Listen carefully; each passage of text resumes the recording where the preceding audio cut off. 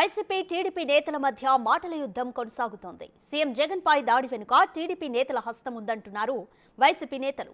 కోడికత్తి batch మరో నాటకానికి తెరలేపిందంటున్నారు TDP నేతలు. దిగజారుడు రాజకీయాలు చేయాల్సిన అవసరం తమకు లేదంటున్నారు.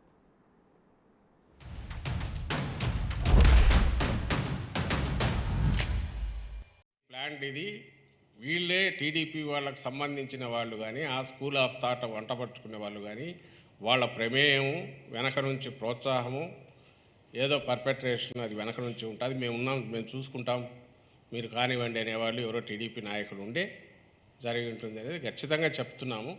ఎందుకంటే ఆయన మీద అటాక్ చేయాల్సిన అవసరం కానీ జగన్మోహన్ రెడ్డి గారి మీద వేరే ఎవరికి కనపడట్లా. ఆయన ప్రజల్లో తిరగడం వల్ల ఎవరికి ఇబ్బంది కలుగుతుందో, ప్రజల ఆదరణ చూసిన తర్వాత ఆయన ఎట్లా ఆపాలనుకున్నారు, అలాంటిది ఎవరికైనా ఉంటే వాళ్ళకే ఉంటుంది. నీ ప్రమేయం లేకపోతే మాకు సంబంధం లేదు బాబు అని దండం పెట్టి ఆయన స్పీడీ రికవరీ అంటే బాగుంటుంది. దాన్ని దాటి వీళ్ళు మాట్లాడుతున్నది చూస్తే ఇంకా అనుమానాలు పెరుగుతాయి.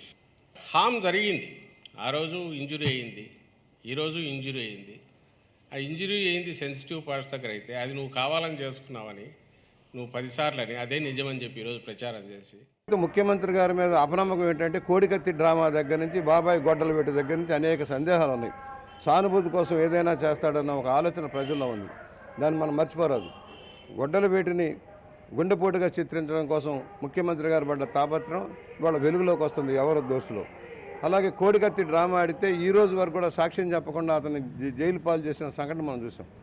ఇవాళ ఎంత దెబ్బ తగిలింది కాదు, ఎవరు చేసినా ఒకవేళ వాస్తవంగానే జరుగుంటే దాన్ని ఖండిస్తాను.